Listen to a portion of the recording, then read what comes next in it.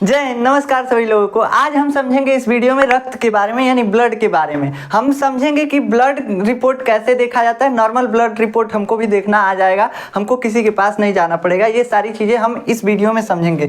हम blood report देखना यहाँ पे नहीं बताएंगे, लेकिन जब हम ब्लड के बारे में समझेंगे ना, तब हमको मालूम चल जाएगा कि ब्लड रिपोर्ट कैसे देखा जाता है। उसके बाद ब्लड के सारे फंक्शन के बारे में पढ़ेंगे कि क्या क्या होता है ब्लड का फंक्शन। अगर आप कुछ भी नहीं जानते हैं ब्लड के बारे में, तभी आपको समझ में आएगा। हम इस तरीके से पढ़ाएंगे और कोई भी कॉम्पिटिटिव एग्जाम में अगर ब्लड से क्वेश्चन आता है तो यहीं से आएगा। बस हम इस ब्लड पे 3 लेक्चर बनाएंगे, तीनों देख लेंगे आप, तो ब्लड के बारे में और कहीं से पढ़ने की जरूरत नहीं पड़ेगी आपको। ब्लड के अध्ययन को हम बोलते हैं हिमेटोलॉजी। क्या बोलते हैं बाबू? हिमेटोलॉजी। जब हम ब्लड की स्टडी करेंगे तो स्टडी को बोलेंगे कि हिमेटोलॉजी कर रहे हैं। जैसे हम पढ़ाई करते हैं तो कहते हैं स्टडी कर रहे हैं, वैसे ही ब्लड के बारे में पढ़ रहे हैं, हिमेटोलॉजी कर रहे हैं। समझ में आया?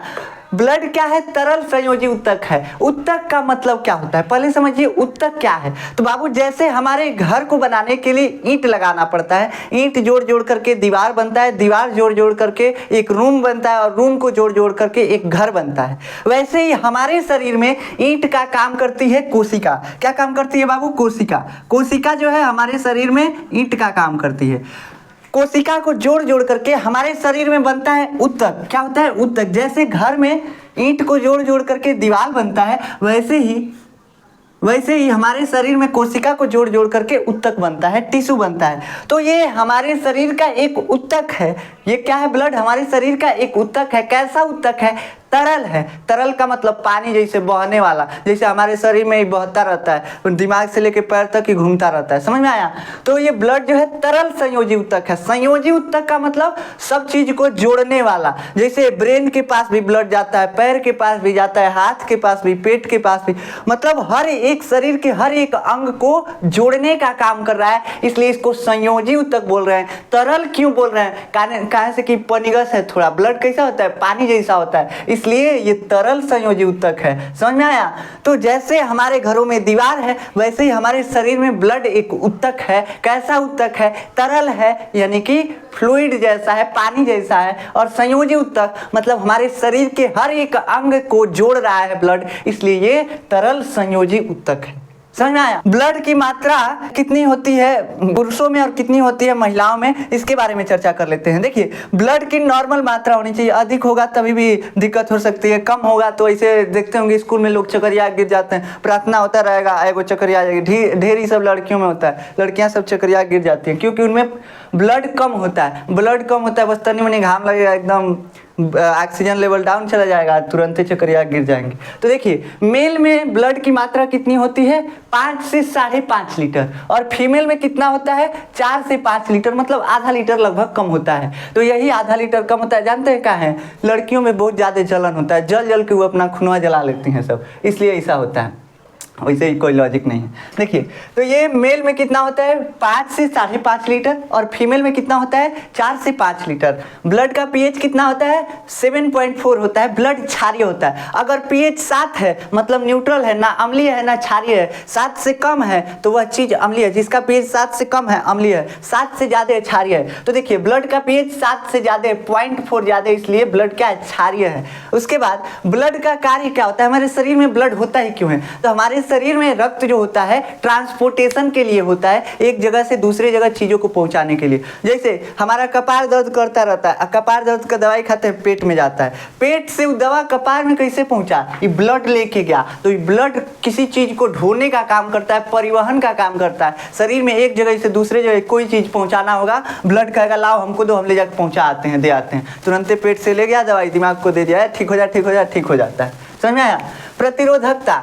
प्रतिरोधकता का मतलब रोगों से लड़ने में सहायता करता है। यह हमारे शरीर में रोगों से लड़ने में सहायता करता है, रोगों से बचाता है। अभी नहीं कि प्रेम रोग हो जाए तो कहिएगा ब्लड हमारा बचा लेगा, हमारे अंदर प्रतिरोधकता है ब्लड में, तो प्रेम रोग से ये भी नहीं बचाता है बाबू, खुदे बच के रहना पड़ता है प्रेम रोग से। समझ में आया? अब देखिए, तो प्रतिरोधकता और ताप नियंत्रण। ताप नियंत्रण हमारे शरीर का टेम्परेचर 37 डिग्री सेल्सियस होता है। क्यों होता है? तो बाबू देखो, जब ऐसे हाथ रगड़ेंगे खूब तो हाथ में गर्मी पैदा होता है कि नहीं? तो वैसे ही ब्लड हमारे शरीर में क्या होता रहता है? दौड़ता रहता है। और जब दौड़ेगा तो घर्षण होगा, रगड़ाएगा और रगड़ाने की वजह से क्या होगा, इसका हमारे शरीर का टेम्परेचर बनाया रहेगा। तो हमारे शरीर का टेम्परेचर 37 डिग्री सेल्सियस कैसे बना होता है, यही ब्लड जो है सर्कुलेट करता रहता है, हमारे शरीर में दौड़ता रहता है, जिससे रगड़ उत्पन्न होता है और इसी रगड़ के कारण गर्मी उत्पन्न होती है हमारे शरीर में। हमारे शरीर का टेम्परेचर 37 डिग्री सेल्सियस बना रहता है। ब्लड का निर्माण कहाँ होता है, तो ब्लड का निर्माण बोन मैरो में होता है। बोन मैरो हड्डी के बीच एक खोखला भाग है। जैसे आदमी मुर्गा खाता है ना, तो मुर्गा का हड्डी ऐसे चिभता है ऊँख जैसे, उसमें से निकलता है जालीदार मांस जैसा स्ट्रक्चर। तो ये बोन मैरो क्या होता है, हड्डी के अंदर क्या होता है, जालीदार मांस का स्ट्रक्चर होता है, उसी को बोन मैरो बोलते हैं। उसी में ब्लड का निर्माण होता है, हड्डी के बीचों बीच। ठीक, अब छोटे बच्चों में कहाँ होगा, तो अभी बताएंगे छोटे बच्चों में कहाँ होगा, क्योंकि छोटे बच्चों में हड्डी ही नहीं बना होता है। छोटे बच्चों में हड्डी नहीं बना होता है तो कैसे ब्लड का निर्माण होगा, अभी बताएंगे कैसे होगा। देखिए, ब्लड में हमको क्या क्या देखने को मिलता है, तो जब आप रक्त को जमाएंगे, जब आप ब्लड को जमाएंगे, टेस्ट ट्यूब में लेंगे, जैसे डॉक्टर अगर ब्लड टेस्ट के लिए ले जाते हैं तो टेस्ट ट्यूब में ले जाते हैं, एक टेस्ट ट्यूब ऐसा पतला सा एगो नली होता है, उसी में ले जाते हैं। तो उसमें कुछ देर रखने के बाद ब्लड क्लॉट हो जाता है। क्लॉट होने का मतलब उसका थक्का बन जाता है। ब्लड का कुछ भाग नीचे चला आता है जम करके, रेड पार्ट, और ऊपर हल्का पीला कलर का लिक्विड बचता है। तो जो रेड पार्ट आया ना, जो रेड पार्ट आया, लाल रंग का जो जम गया ब्लड में, उसको बोलते हैं रक्त कोशिकाएं या रक्त कणिकाएं। मतलब ब्लड में कोशिकाएं हैं, अभी ना बताए हैं ऊतक किससे मिलके बना होता है, कोशिका से मिलके बना होता है। तो ब्लड में कोशिकाएं हैं, वो कोशिकाएं एक जगह पेंदी में बैठ गए उस टेस्ट ट्यूब के, और उसी को बोल रहे हैं रक्त कोशिकाएं या ब्लड सेल या ब्लड कार्पल्स इसको बोलते हैं, या फाउंड एलिमेंट बोलते हैं इंग्लिश में। तो 3 नामों से इनको जाना जाता है। ब्लड में जो भी कोशिकाएं पाई जाती हैं, 3 तरह की कोशिकाएं पाई जाती हैं ब्लड में, वो सभी टेस्ट ट्यूब में नीचे बैठ जाती हैं, लाल कलर में दिखाई हमको देता है। ऊपर क्या बचता है, ऊपर बचता है प्लाज्मा। अभी बताएंगे एक्चुअली में प्लाज्मा नहीं होता है, अभी बताएंगे क्या होता है। बस आप इस टेस्ट ट्यूब में देखिए, नीचे जो बचा है वो क्या है, फाउंड एलिमेंट है या रक्त कोशिकाएं हैं या रक्त कणिकाएं हैं। ठीक, और ऊपर जो बचा है हल्का पीले रंग का, वो क्या है, रक्त प्लाज्मा है। रक्त प्लाज्मा हल्का पीला रंग का दिखता है, वैसे प्लाज्मा नहीं होता, अभी बताएंगे क्या होता है, बस धैर्य रखिए। देखिए, हमको समझना है कि जो पीले कलर का लिक्विड दिखता है वो ब्लड में 55% होता है। आपको दिखाई दे रहा होगा कि थोड़ा सा अधिका पीला कलर का लिक्विड दिख रहा है, ललका पार्ट थोड़ा सा कम दिख रहा है। तो 45% क्या होता है, 45% कोशिकाएं होती हैं जो लाल कलर की कोशिकाएं आपको दिख रही हैं, और 55% रक्त प्लाज्मा होता है। ठीक, प्लाज्मा हल्का पीला रंग का द्रव है। इसमें क्या क्या होता है, तो प्लाज्मा में हम देखते हैं कि पानी होता है, ज़्यादातर उसमें पानी होता है, 90 से 92% पानी होता है प्लाज्मा में। उसके बाद क्या होता है, इसमें प्रोटीन होते हैं, कुछ प्रोटीन होंगे जो एंटीबॉडी वगैरह का निर्माण करते हैं, जो कि रोगों से लड़ने में सहायता करता है। उसके बाद कुछ खनिज होंगे, जैसे NaCl वगैरह हो गया, नमक वगैरह, आयन्स वगैरह होते हैं, जो कि प्लाज्मा में ही रहते हैं। कार्बन डाइऑक्साइड का परिवहन भी प्लाज्मा ही करता है, अभी बताएंगे, देखिएगा।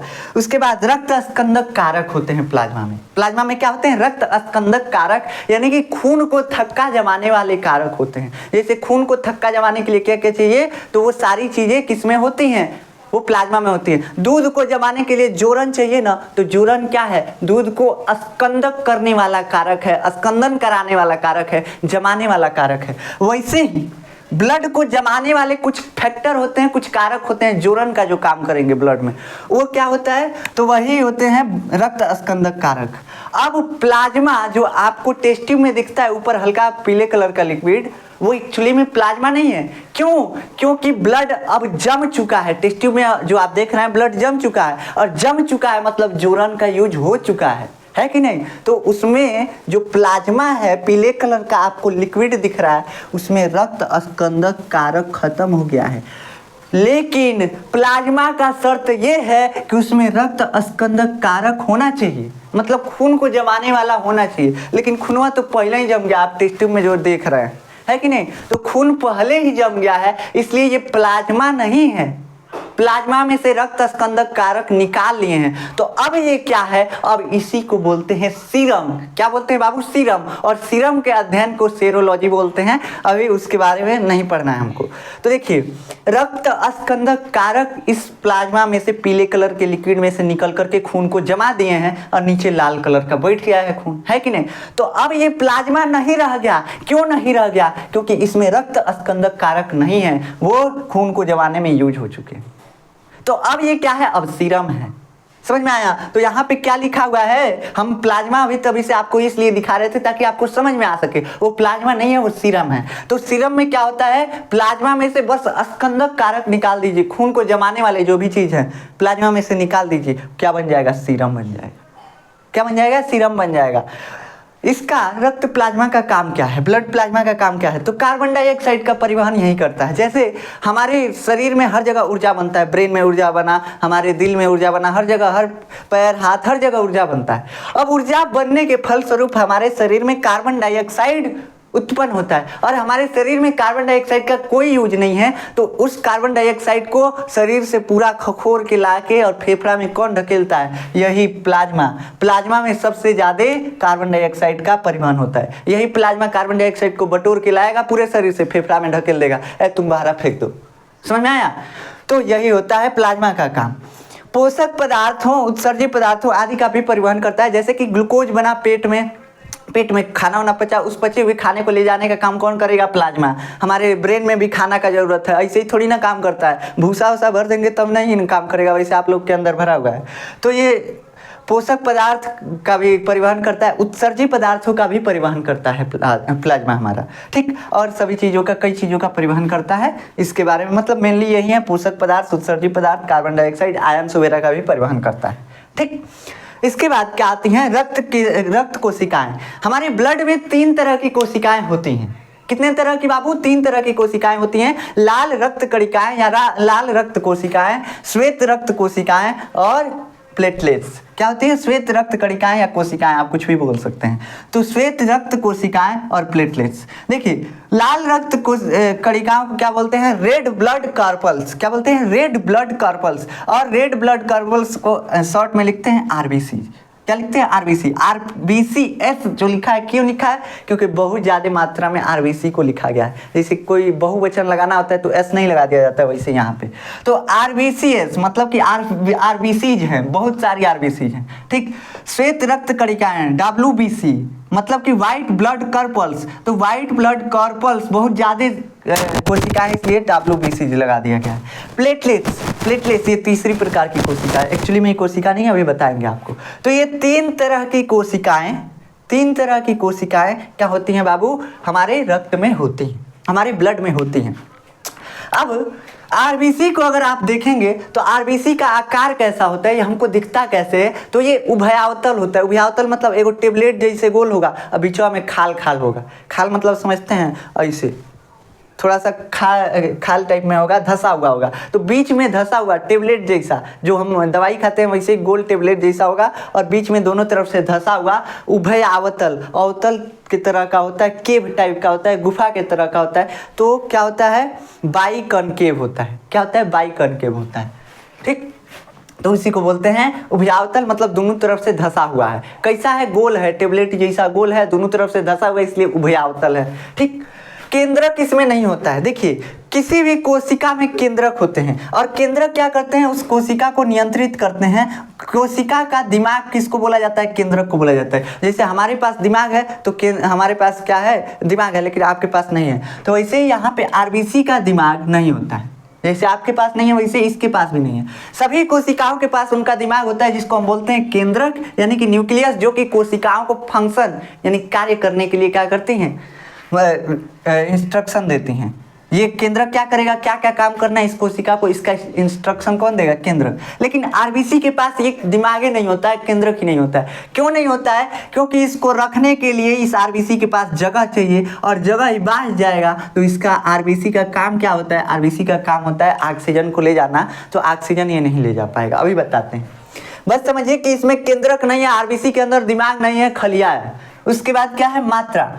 आरबीसी की मात्रा कितनी होती है, तो आरबीसी की मात्रा 5 से 5.5 मिलियन यानी 50 लाख से 55 लाख कोशिकाएं प्रति mm³ ब्लड में पाई जाती हैं। mm³ का मतलब 1 mm³ में 0.001 ml होता है, मतलब बहुत थोड़े से ब्लड में लगभग 1 बूंद, लगभग 1 से 2 बूंद ब्लड में कितना आरबीसी होता है, 5 से 5.5 मिलियन यानी 50 लाख से 55 लाख कोशिकाएं उतने ही ब्लड में होती हैं आरबीसी की, ठीक।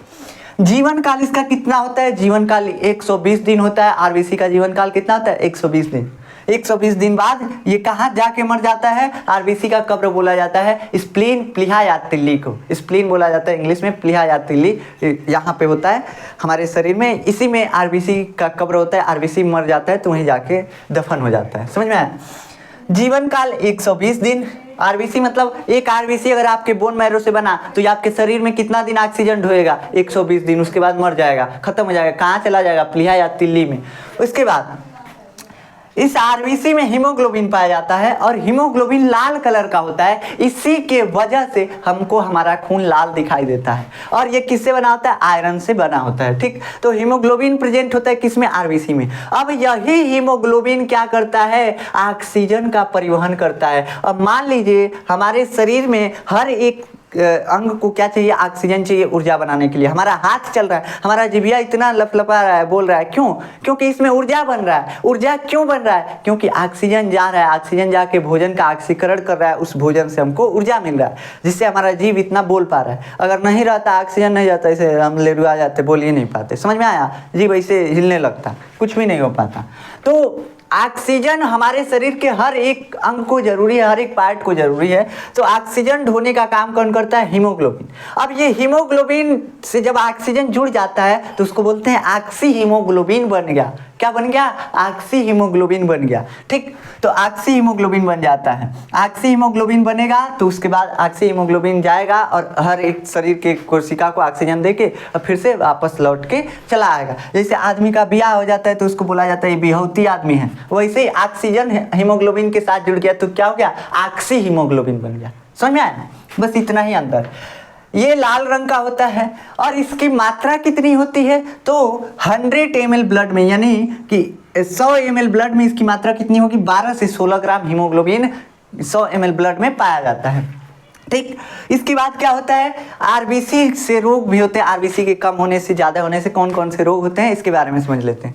आरबीसी रेड ब्लड कॉर्पल्स, ये क्या होते हैं? तो अभी बताए हैं कि लाल रक्त कणिकाएं हैं, एक प्रकार की कोशिकाएं हैं। इसमें ये इसका आकार कैसा होता है? उभयावतल होता है। केंद्रक इसमें नहीं होता है। केंद्रक उसके बाद मात्रा कितना होता है? 50 से 55 लाख प्रति MM3। जीवन काल 120 दिन। हीमोग्लोबिन प्रेजेंट होता है। हीमोग्लोबिन ऑक्सीजन, देखिए आरबीसी के अंदर क्या है? हीमोग्लोबिन। हीमोग्लोबिन ऑक्सीजन ढोएगा, है कि नहीं? तो डायरेक्टली ऑक्सीजन कौन ढो रहा है? इनडायरेक्टली ऑक्सीजन कौन ढो रहा है? आरबीसी ढो रहा है। तो आरबीसी के अंदर हीमोग्लोबिन है, हीमोग्लोबिन के साथ ऑक्सीजन ब्याह कर लेता है। ब्याह करने का मतलब समझते हैं? ऑक्सीजन जाके जुड़ जाता है हीमोग्लोबिन के साथ। और हीमोग्लोबिन ऑक्सीजन को ले जाके, मान लीजिए हमारे जीव को जरूरत है ऑक्सीजन की ऊर्जा बनाने के लिए, तो ऑक्सीजन ले जाके दे देगा, लो तुम ऊर्जा बनाओ, ले जाके दे देगा, हमारा जीव ऊर्जा बना लेगा और अपना काम करेगा। ठीक, तो वैसे ही ये काम करता है आरबीसी ऑक्सीजन के परिवहन में। कहाँ से ऑक्सीजन ले जाना है? हम तो ऐसे हवा भर दिए फेफड़ा में, ये तो बस एक टंकी है, यहाँ से शरीर के हर एक भाग में ऑक्सीजन पहुँचाना है। वो ब्लड करता है। ब्लड में कौन? आरबीसी,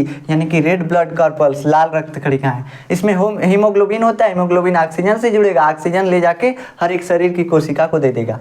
अब इसमें केंद्रक नहीं होता है। क्यों नहीं होता है? क्योंकि अगर केंद्रक रहेगा तो इसकी कोशिका के अंदर का जगह घिरा जाएगा, तो हीमोग्लोबिन को रहने के लिए जगह नहीं मिलेगा।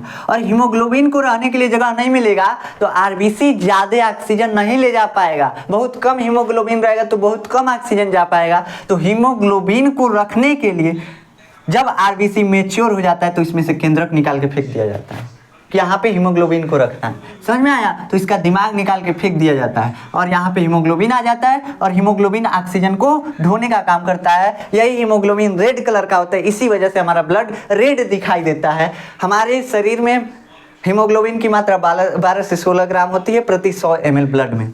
अब अगर आरबीसी की मात्रा कम हो जाए तो बाबू, कम हो जाए तो क्या होगा? आप खुद ही दिमाग लगाइए। कम होगा तो इसका मतलब ऑक्सीजन कम ढोएगा। अगर मान लीजिए कि किसी चीज को ढोना है, ट्रक मंगाया है 100 गो, आया 50 गो, तो कम ढोआ पाएगा। वैसे ही हमारे शरीर में ऑक्सीजन ढोना है और आरबीसी ही कम हो गया। आरबीसी कम हो गया मतलब ऑक्सीजन कम पहुंचा पाएंगे। हम शरीर के हर एक पार्ट को ऑक्सीजन कम पहुंचा पाएंगे। जब कम पहुंचा पाएंगे तो इसी रोग को बोला जाता है एनीमिया। और आरबीसी के कम होने को बोला जाता है एरिथ्रोसाइटोपिनिया। क्या बोला जाता है? एरिथ्रोसाइटोपिनिया। देखो बाबू, कम हो रहा है तो पीनिया बोला जाता है, और बढ़ गया तो साइटोसिस बोला जाता है। कम हो गया तो पीनिया और बढ़ गया तो साइटोसिस।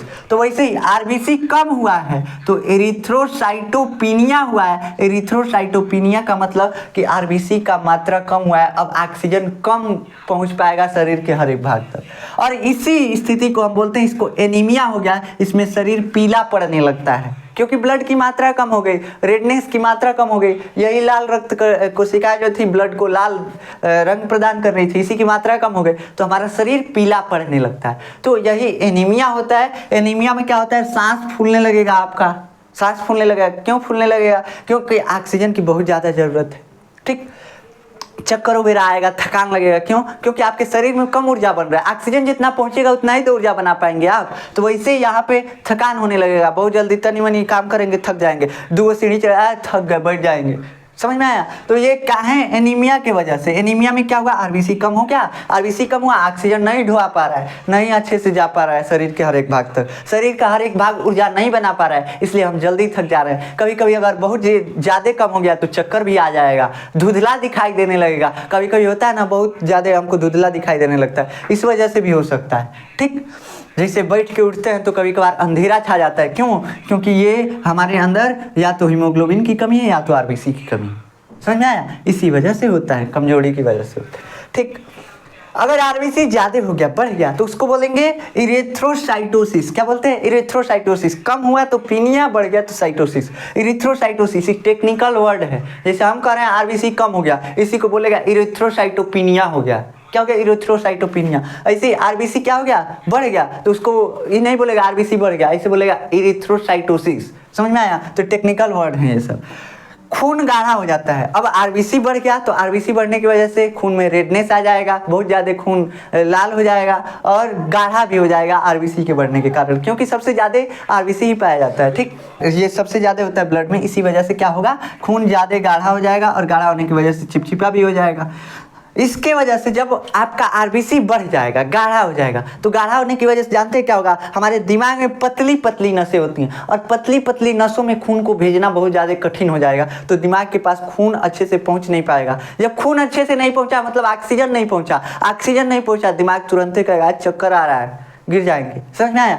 तो यही खून गाढ़ा होने का यही आपको रिजल्ट मिलता है, आपको चक्कर आने लगता है और उसके बाद क्या हो सकता है? हार्ट अटैक भी हो सकता है, धुंधला भी दिखाई देने लग सकता है, क्योंकि दिमाग अच्छे से काम ही नहीं करेगा। खून पहुंचेगा तब तो काम करेगा। गाढ़ा हो गया ब्लड, जब गाढ़ा हुआ तो पतली पतली नसों में अच्छे से ब्लड सर्कुलेशन नहीं हो रहा है, ब्लड सर्कुलेशन नहीं हो रहा है तो ऑक्सीजन नहीं जाएगा, तो ऑक्सीजन नहीं जाएगा तो इसे दिमाग के पास ऊर्जा की कमी हो जाएगी, तो धुंधला भी दिखाई देना पड़ सकता है, चक्कर भी आ सकता है, और कई मामलों में अगर ज़्यादा गाढ़ा हो गया तो हार्ट अटैक भी आ सकता है। ज़्यादा हार्ट के कोरोनरी आर्टरी के पास ब्लड नहीं जाएगा तो हार्ट अटैक भी हो सकता है।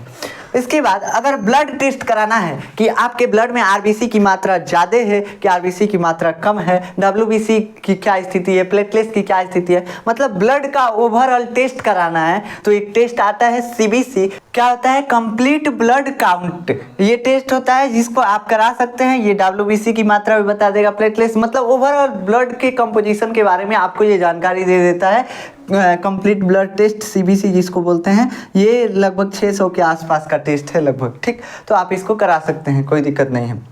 ठीक, अब हम समझेंगे डब्ल्यूबीसी के बारे में। इसका स्क्रीनशॉट आप चाहें तो ले सकते हैं। अब हम समझेंगे डब्ल्यूबीसी के बारे में। आरबीसी के काम समझ गए, डब्ल्यूबीसी के काम समझेंगे, उसके बाद प्लेटलेट्स का काम समझेंगे, हम रक्त प्लाज्मा का भी काम समझ चुके हैं। और अब देखिए, आरबीसी बढ़ी तो उससे रोग देख सकते हैं आप, कम हुआ तो भी देख सकते हैं क्या क्या हो सकता है, तो इससे आप रिपोर्ट देखना सीख सकते हैं। अगर आरबीसी काउंट कम हुआ है तो इसका मतलब हीमोग्लोबिन कम हुआ है, हीमोग्लोबिन कम हुआ है मतलब ऑक्सीजन लेवल डाउन हो गया है, यानी एनीमिया हो गया आपको, ऐसे समझा जा सकता है। तो इस टेस्ट को मतलब नॉर्मली कुछ टेस्ट रिपोर्ट वगैरह देखना आप समझ सकते हैं इससे। ठीक, अब देखिए, अब समझते हैं हम WBC के बारे में, जिसका दूसरा नाम है ल्यूकोसाइट। ऐसे ही RBC का दूसरा नाम क्या होता है? इरिथ्रोसाइट होता है। तो RBC का दूसरा नाम इरिथ्रोसाइट, WBC को दूसरे नाम से किस नाम से जानते हैं? ल्यूकोसाइट के नाम से। ऐसे ही प्लेटलेट्स को दूसरे किस नाम से जानते हैं? थ्रोम्बोसाइट के नाम से। तो सभी का दो नाम है। RBC का रेड ब्लड कॉर्पल्स या क्या बोल देते हैं? इरिथ्रोसाइट। ऐसे ही WBC का व्हाइट ब्लड कॉर्पल्स या ल्यूकोसाइट, और प्लेटलेट्स को दूसरे नाम से किस नाम से जानते हैं? थ्रोम्बोसाइट के नाम से जानते हैं। तो ये इन सभी के, इन तीनों कोशिकाओं के दो नाम हैं। अब देखिए, WBC का जीवन काल कितना होता है? तो इसका जीवन काल 1 सप्ताह होता है। 1 सप्ताह ये काम करेगा, हमारे शरीर में रोगों से रक्षा करेगा, और उसके बाद ये मर जाएगा और ये खत्म हो जाएगा, हमारे ब्लड से निकल जाएगा। ठीक, तो ये कितने दिन काम करता है? 1 सप्ताह, लगभग 1 सप्ताह तक ये काम करेगा WBC, और उसके बाद हमारे ब्लड से निकल जाएगा, क्योंकि ये इसका जीवन काल इतना ही है, इतना दिन में ये खत्म हो जाएगा। इसकी मात्रा कितनी होती है? तो 0.001 ml में या 1 mm³ में कितना होता है इसका मात्रा? 6000 से 8000 कोशिकाएं WBC की पाई जाती हैं। इसका मतलब क्या है कि 1 ml के 100वें हिस्से में, 1 ml के 100वें हिस्से में, मतलब कि लगभग 1 या 2 बूंद ब्लड में WBC कितना पाया जाएगा? WBC की कोशिकाएं 6000 से 8000 कोशिकाएं पाई जाएंगी।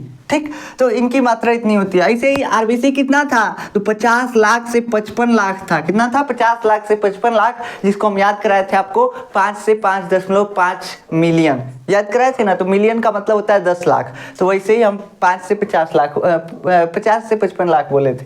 इसके बाद क्या है? केंद्रक अब्सेंट था RBC में, इसमें प्रेजेंट होता है। इसमें केंद्रक होता है, न्यूक्लियस होता है, मतलब कि WBC जो कोशिका है इसके पास दिमाग होता है। समझ में आया? कोशिका का दिमाग केंद्रक, तो इसके पास दिमाग होता है, यानी केंद्रक होता है। ठीक, इसके बाद क्या है? इसका काम क्या है? इसका काम है डिफेंस का, यानी रोगों से रक्षा करती है। अब इसमें केंद्रक क्यों होता है? क्योंकि इसमें हीमोग्लोबिन नहीं होता, और हीमोग्लोबिन नहीं होता इसीलिए ये सफ़ेद दिखाई देता है। और RBC में क्या था? हीमोग्लोबिन था, और हीमोग्लोबिन लाल कलर का होता है, इसी वजह से RBC कैसा था? लाल था। इसमें हीमोग्लोबिन नहीं है, WBC में हीमोग्लोबिन नहीं है, तो हीमोग्लोबिन नहीं होने के कारण ये सफ़ेद दिखाई देता है, वाइट दिखाई देता है। इसमें हीमोग्लोबिन नहीं होता है, इसलिए केंद्रक होता है, कोशिका का दिमाग होता है। ठीक, तो ये होता है WBC। इसका कार्य क्या है? डिफेंस, यानी रोगों से रक्षा करना इसका कार्य है। ऐसे ही प्लाज्मा में भी प्लाज्मा में परिवहन प्लाज्मा करता है, रोगों से रक्षा करने के लिए उसमें एंटीबॉडी भी होते हैं, जो एंटीबॉडी ये WBC ही बनाता है। अभी हम समझेंगे।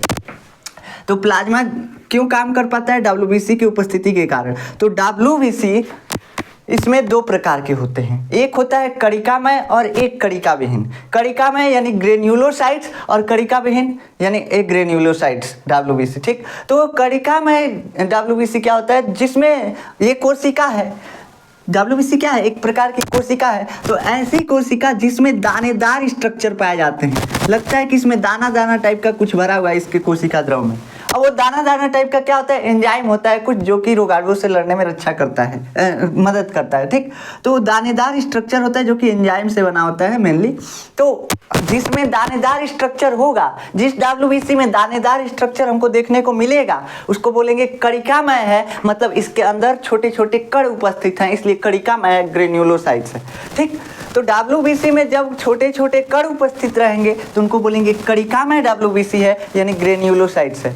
और अगर ये कण उपस्थित नहीं है WBC में, तब बोलेंगे ये कणिका विहीन है, यानी कि एक ग्रेन्युलोसाइट है, इसमें ग्रेन्यूल्स नहीं है, यानी कण नहीं है, छोटे छोटे दानेदार कण नहीं है। ठीक, तो ये ग्रेन्युलोसाइट।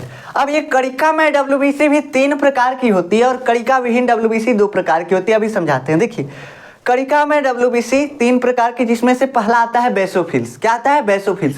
ये क्या करता है? तो एलर्जी और संक्रमण से बचाता है। एलर्जी अगर किसी चीज़ से हो रहा है, खजुवट उजुवट पकड़ लिया, तो उसके लिए ये जिम्मेदार होता है बेसोफिल। क्या करेगा?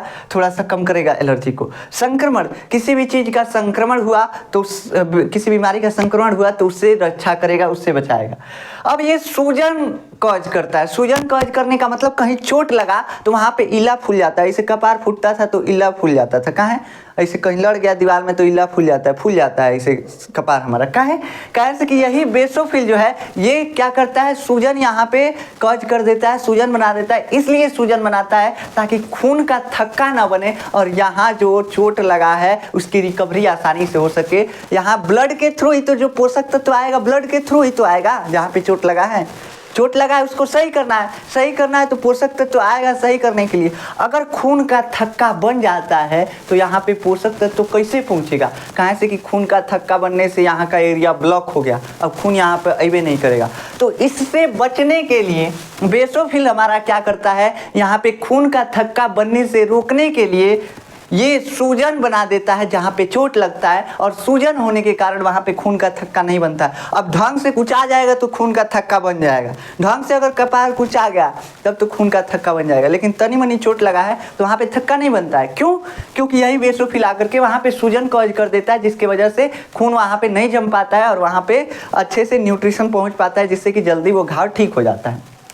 इसके बाद ये सिक्रीशन करता है कुछ प्रोटीन्स का, हिस्टामिन वगैरह का सिक्रीशन करता है, हिस्टामिन, सेरोटोनिन, जो कि क्या होते हैं, वैसोडाइलेटर और वैसोकंस्ट्रिक्टर होते हैं। इसके बारे में अभी हमको डिटेल में नहीं समझना है, हमको इतना डिटेल में नहीं पूछा जाएगा किसी भी कॉम्पिटिटिव एग्जाम में। तो किसी चीज़ का सिक्रीशन करता है, सिक्रीशन की वजह से मतलब जिस चीज़ का सिक्रीशन करता है वो ऐसे पदार्थ होते हैं जो कि बीपी को कंट्रोल करते हैं। हिस्टामिन, सेरोटोनिन और हिपेरिन, ये 3 तरह के होते हैं। हिस्टामिन, हिपेरिन और सेरोटोनिन, ये 3 तरह के केमिकल का स्रावण करता है बेसोफिल। ठीक, वैसोडाइलेटर और वैसोकंस्ट्रिक्टर का मतलब, कंस्ट्रिक्टर का मतलब क्या है पहले ये समझिए। हिस्टामिन और सेरोटोनिन मिल करके क्या करते हैं, वैसोकंस्ट्रिक्टर और वैसोडाइलेटर का काम करते हैं। वैसो मतलब होता है नस, हमारा खून की नस। अब जब बीपी लो होता है तो ये हिस्टामिन और सेरोटोनिन में से कोई एक क्या करता है, हमारी नसों को पतला कर देता है, और पतला करने से प्रेशर बढ़ जाएगा। जैसे आप पाइप को, अगर प्रेशर कम है, मोटर का पाइप है, प्रेशर कम है, आगवा से दबा देंगे, प्रेशर फचाक जितना दूर फेंकेगा कि नहीं। तो वैसे ही हमारी नसों में जब ब्लड का प्रेशर कम होता है तो हिस्टामिन, सेरोटोनिन क्या करते हैं, इन नसों को थोड़ा सा कॉन्ट्रैक्ट कर देते हैं। सेरोटोनिन करता है, कॉन्ट्रैक्ट कर देते हैं, मतलब थोड़ा सा पचका देते हैं, पतला कर देते हैं, जिसके वजह से क्या होता है, जिसके वजह से हमारी बीपी बढ़ जाती है। हिस्टामिन क्या करेगा, उसको फैला देगा। ठीक, तो यही करते हैं, इसी वजह से बीपी कंट्रोल होता है। तो बेसोफिल किस किस चीज़ में काम कर रहा है एक बार और देख लेते हैं ताकि हमको याद हो जाए। एलर्जी से बचाएगा, किसी रोग का संक्रमण हुआ उससे बचाएगा, उसके बाद सूजन कॉज कर देगा जिसके वजह से वहाँ पे ब्लड सर्कुलेशन अच्छे से हो सके ताकि न्यूट्रिशन पहुँचे, और न्यूट्रिशन पहुँचे तो वहाँ पे जो घाव है वो ठीक हो सके। सिक्रीशन करता है किस किस चीज़ का, हिस्टामिन, सेरोटोनिन और हिपेरिन। हिपेरिन क्या करता है, एंटीकोगुलेंट फैक्टर है, मतलब खून के थक्के बनने से रोकता है। बस इतना ही समझिए। ठीक, बस इतना ही हमको अभी समझना है, ज़्यादा कुछ नहीं समझना है। अब सिक्रीशन करता है तो ये बीपी कंट्रोल करता है कि कैसे, नस को पचका फुला करके। बीपी अगर लो है तो नस को पचका देगा, जिससे कि क्या हो जाएगा, पाइप पतला हो जाएगा तो प्रेशर बढ़ जाएगा। अगर बीपी ज़्यादा है तो फुला देगा नस को, फूलने की वजह से क्या होगा, पाइप मोटा हो जाएगा, प्रेशर कम हो जाएगा। ठीक, इओसिनोफिल्स या एसिडोफिल्स, कड़िका में WBC का दूसरा प्रकार क्या है, इओसिनोफिल्स या एसिडोफिल्स। इओसिनोफिल्स या एसिडोफिल्स क्या करता है, सूजन को रोकता है। अगर कहीं पे सूजन हुआ है तो उसको सही करने का काम कौन करेगा, इओसिनोफिल, वहाँ पे सूजन होने से रोकेगा। समझ में आया। तो इओसिनोफिल बेसोफिल का ठीक उल्टा काम करता है, सूजन को रोकता है। उसके बाद एलर्जी को रोकता है, एलर्जी होने से रोकता है, किसी भी चीज़ का एलर्जी हुआ तो उससे रोकेगा। तो इओसिनोफिल क्या करता है, सूजन को रोकता है, एलर्जी को रोकता है, सिंपल सा बात है।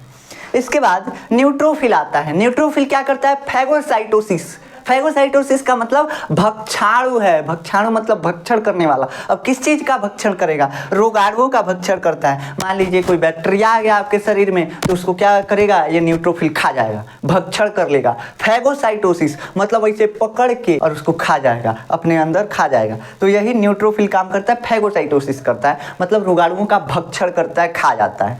तो ये 3 तरह के कड़िका में WBC होते हैं, बेसोफिल, इओसिनोफिल और न्यूट्रोफिल। न्यूट्रोफिल फैगोसाइटोसिस करता है, रोगाणुओं को खा जाता है। बेसोफिल क्या करेगा, एलर्जी और संक्रमण से बचाएगा, सूजन कॉज करेगा, सिक्रीशन करेगा, जिसके वजह से किस किस चीज़ का सिक्रीशन करेगा, हिस्टामिन, सेरोटोनिन और हिपेरिन, इनका सिक्रीशन करेगा, जिसके वजह से बीपी कंट्रोल रहेगा। योसिनोफिल सूजन को रोकता है, एलर्जी को रोकता है, एलर्जी ना हो इसके लिए योसिनोफिल भी काम करता है, और न्यूट्रोफिल रोगाणुओं का भक्षण करता है। थोड़ा सा हम 2-3 बार इसको इसलिए बता रहे हैं ताकि याद हो जाए, यहीं पे याद हो जाए। अगर बाद में याद करने के लिए रखेंगे तो याद ही नहीं होगा, इसीलिए कई बार दोहरा दे रहे हैं।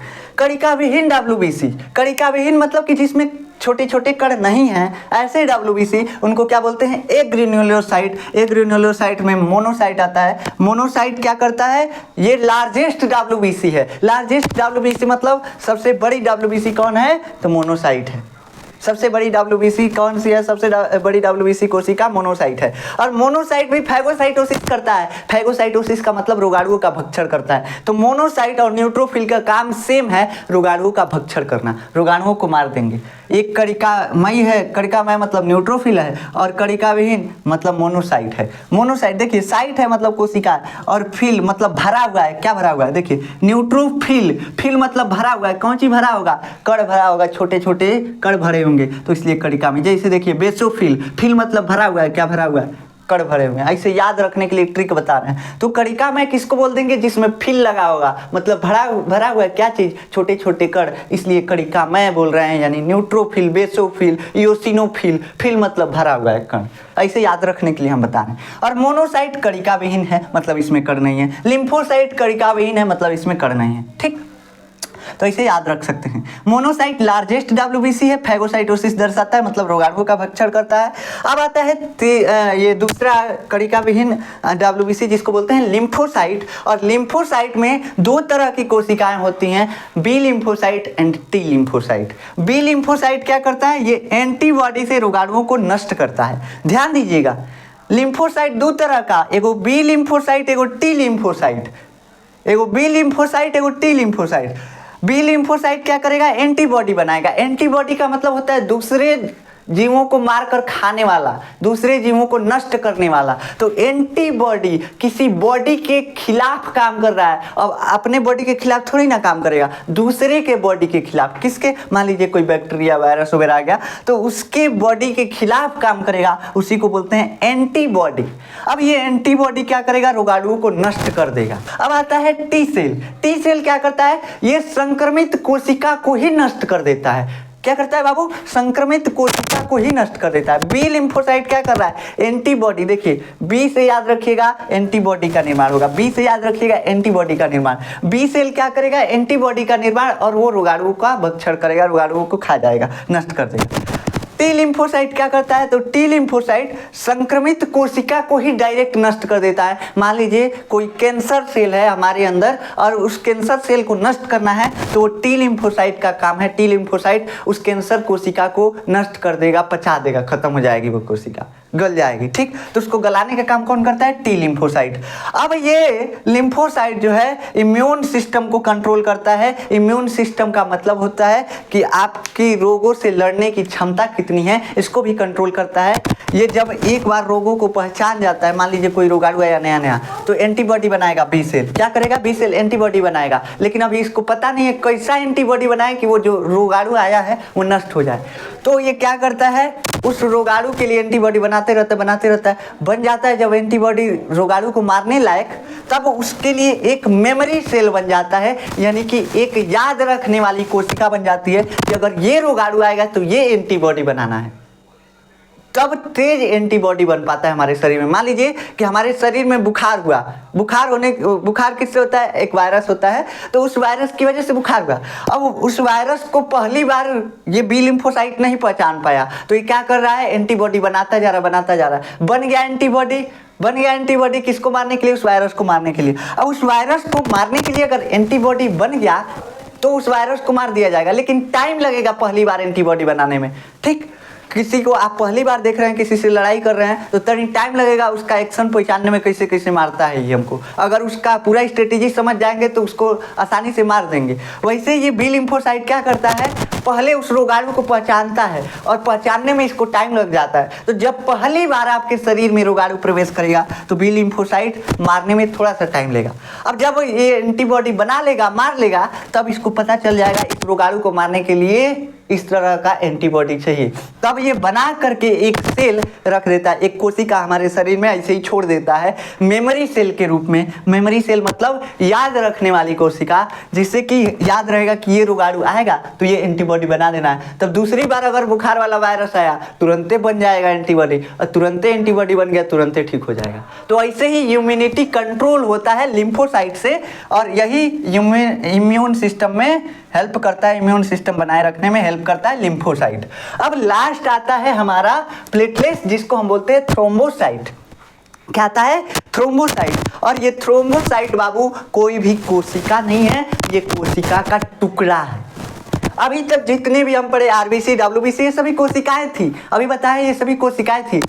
लेकिन ये प्लेटलेट्स, थ्रोम्बोसाइट क्या है? ये कोशिका नहीं है, कोशिका के टुकड़े हैं, बहुत सारे टुकड़े हैं। और इसका भी निर्माण कहाँ होता है? बोन मैरो में ही होता है, हमारे हड्डियों के अंदर ही होता है। जैसे डब्ल्यूबीसी, आरबीसी का निर्माण बोन मैरो में हुआ, हड्डियों के अंदर हुआ, वैसे ही प्लेटलेट्स का भी निर्माण हड्डियों के अंदर होता है। और ये मेगा कैरियोसाइट के टुकड़े हैं। हड्डी के अंदर एक कोशिका होती है जिसका नाम होता है मेगा कैरियोसाइट। क्या नाम होता है? Mega karyocyte. अब ये कोशिका टूटती है, कई टुकड़ा में टूट जाएगी, इसी टुकड़ा को हम कहते हैं प्लेटलेट्स। यानी जब ये कोशिका टूट के कई टुकड़ों में बट गई तो इसके टुकड़े को हम बोल देंगे ये प्लेटलेट्स हो गया, यानी कि थ्रोम्बोसाइट हो गया। तो यही मेगा कैरियोसाइट कोशिका कई खंडों में टूट जाती है, जिसकी वजह से प्लेटलेट्स का निर्माण होता है। अब ये टूटी है तो बाबू इसका केंद्रक सही रहेगा? नहीं, टूट के बिखर जाएगा, छिटा जाएगा नहीं। मतलब कि इस थ्रोम्बोसाइट में, प्लेटलेट्स में केंद्रक नहीं है। समझ में आया? इसमें केंद्रक नहीं है। क्यों केंद्रक नहीं है? क्योंकि ये खुद ही कोशिका का टुकड़ा है, कोशिका है ही नहीं, सेल नहीं है, सेल के टुकड़े हैं। तो ये कोशिका नहीं है, इसलिए इसका केंद्रक भी टूट के छिटा गया, खत्म हो गया। लेकिन ये प्लेटलेट्स में केंद्रक नहीं है। केंद्रक इसमें एब्सेंट और आरबीसी में एब्सेंट, दो चीज़ों में केंद्रक एब्सेंट होता है, नहीं होता है। ठीक, तो ये कोशिका के टुकड़े हैं। किस कोशिका के टुकड़े हैं? मेगा कैरियोसाइट के टुकड़े हैं, जो कि हड्डियों के अंदर हमारी होती है। अब आता है इसका कार्य। तो इसका कार्य ज़्यादा नहीं है, इसका कार्य कुछ रोगों से लड़ना भी है और रक्त का थक्का बनाना है। रक्त का थक्का बनाना इसका मेन काम है, और रोगों से लड़ना इसका दूसरा मतलब सेकेंडरी काम है। तो इसका रक्त का थक्का बनाना सबसे मेन काम है, जो कि यहाँ पे हम लिखे हुए हैं। तो रक्त का थक्का, अगर मान लीजिए कट पीट गया तो रक्त का थक्का कैसे बन जाएगा? बन जाता है तभी तो हमारा ब्लड फ्लो होना बंद होता है, नहीं तो कट जाता तो ऐसे ब्लड रिश्ता रहता, हमारे शरीर से निकलता रहता, ब्लड खत्म हो जाता, हम मर जाते। तो यही प्लेटलेट्स हमारा क्या करता है? ब्लड को बचाने में मदद करता है। जहाँ पे कट जाता है, कट पीट जाता है, वहाँ पे थक्का बना देता है, और थक्का बनने की वजह से वहाँ पे ब्लॉक हो जाता है, और ब्लॉक होने की वजह से ब्लड हमारे शरीर से बाहर नहीं निकलता है। तो ये इसमें मदद करता है। इसके बारे में हम नेक्स्ट लेक्चर में चर्चा करेंगे कि कैसे थक्का बनता है, कैसे विटामिन के वगैरह हेल्प करते हैं, कैसे थ्रोम्बोसाइट हेल्प करता है। ये सारी चीज़ों के बारे में हम नेक्स्ट लेक्चर में डिस्कस करेंगे। इसके बाद एक नोट याद रखिएगा, एक मतलब पॉइंट याद रखिएगा कि लगभग सभी रक्त कोशिका जैसे आरबीसी, डब्ल्यूबीसी, प्लेटलेट्स, ये सभी रक्त कोशिकाएं कहाँ बनती हैं? बोन मैरो में, मतलब हड्डी के बीच वाले भाग में जो लाल कलर का मांस होता है उसी में बनती हैं सभी कोशिकाएं। आरबीसी, डब्ल्यूबीसी और प्लेटलेट्स ये सभी कहाँ बन रहे हैं? हड्डी के अंदर बन रहे हैं, बोन मैरो में। अब ये सभी बोन मैरो में बनते हैं। इनके बनने की प्रक्रिया को हम क्या बोलते हैं? हीमेटोपोइसिस। क्या बोलते हैं बाबू? हीमेटोपोइसिस। जैसे खाना बन रहा होता है तो उसको हम बोलते हैं कुकिंग हो रहा है, वैसे जब ब्लड का निर्माण हो रहा होता है तो उस निर्माण को हम कहते हैं कि हीमेटोपोइसिस हो रहा है, मतलब ब्लड का निर्माण हो रहा है।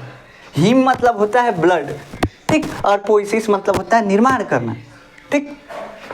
अब ये भ्रूण में कहाँ बनेगा? क्योंकि जो बच्चे होते हैं, भ्रूण होते हैं, उनकी हड्डी अभी अच्छे तरीके से डेवलप नहीं हो पाती है, अभी डेवलप नहीं रहती है, लेकिन उनको ब्लड की ज़रूरत रहती है। ब्लड की ज़रूरत है तो ये कहाँ बनेगा? बच्चों में। तो बच्चों में बनता है लीवर में। छोटे जो अभी माँ के गर्भ में हैं उनमें अभी हड्डियों का विकास अच्छे से नहीं हुआ रहता है, तो उनका जो ब्लड है वो लीवर में बनता है, और नहीं तो यॉल्क सैक में बनता है। यॉल्क सैक क्या होता है? यॉल्क सैक के बारे में डीपली हमको नहीं समझना है, ज़्यादा मेन याद रखना है लीवर के बारे में, यकृत के बारे में, कि हमारा जो भ्रूण होते हैं, जो अभी देखिए भ्रूण किसको बोलते हैं? अगर डिलीवरी हो गई, बच्चा पैदा हो गया तो बच्चा हो गया, चाइल्ड हो गया, बेबी हो गया, लेकिन भ्रूण कब तक है? जब तक वो माँ के गर्भ के अंदर है। तो गर्भ के अंदर है तभी भी उसको ब्लड की जरूरत है। और वो ब्लड कहाँ बनता है? तो भ्रूण में, लीवर में बनता है, एम्ब्रियो में लीवर में ब्लड बनता है। और दूसरा होता है यॉल्क सैक। यॉल्क सैक क्या होता है?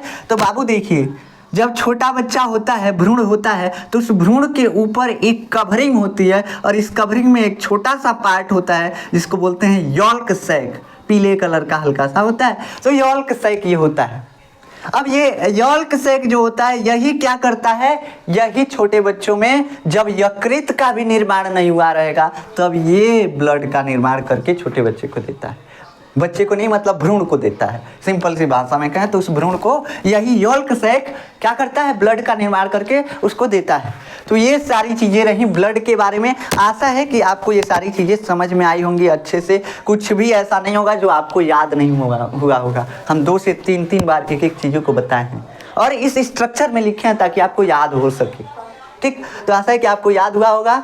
अगर नहीं तो फिर से एक बार लेक्चर को देखिए और बताइए क्या कैसा है लेक्चर है, मतलब याद हो जा रहा है कि नहीं याद हो रहा है। फिर अगर नहीं याद होगा, ज़्यादातर लोगों को अगर नहीं याद हो पा रहा होगा तो हम फिर थोड़ा सा स्ट्रेटेजी बदलेंगे ताकि याद हो जाए।